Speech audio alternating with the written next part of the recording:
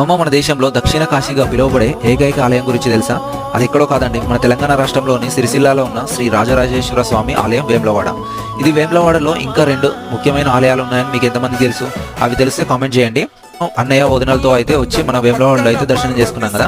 So ఇప్పుడైతే మనకు ఈ 2 టెంపుల్స్ దర్శనానికి అయితే వెళ్తున్నాము. ముందుగా మేమైతే శ్రీ నగరేశ్వర స్వామి ఆలయానికి అయితే వచ్చాము. ఈ ఆలయం మొత్తం చూడండి. ఈ ఆలయంలో ఉన్న శివలింగం వేములవాడలో ఉన్న దానికంటే ముందు నుండే పూజలు అందుకుంటుందని తల పురాణం అయితే చెప్తుంది. ఇక ఇది ఎగ్జాక్ట్లీ మనకు బదిపోచం ఆలయం పక్కనే ఉంటుంది.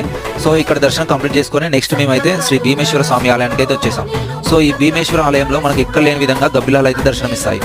సో ఈ భీమేశ్వర స్వామి ఆలయం పేరు ఎట్లా వచ్చిందంటే, భీముడే స్వయంగా తన చేతులతోని సాక్షాత్తు ఆ కాశీ నుంచి తీసుకొచ్చి ఆ లింగాన్ని ఇక్కడైతే ప్రతిష్ఠింపజేశాడు. సో ఆ విధంగా శ్రీ భీమేశ్వర స్వామి ఆలయం అనే పేరు వచ్చిందని స్థల పురాణం అయితే చెప్తుంది. మీరు ఎప్పుడైనా ఈ ఆలయానికి అయితే వస్తే మీకు ఇలా అనిపించిందో కామెంట్ చేయండి. అలాగే ఈ వీడియో మీకు నచ్చినట్లయితే లైక్ చేసి మీ ఫ్రెండ్స్ అండ్ ఫ్యామిలీస్కి అయితే తప్పకుండా షేర్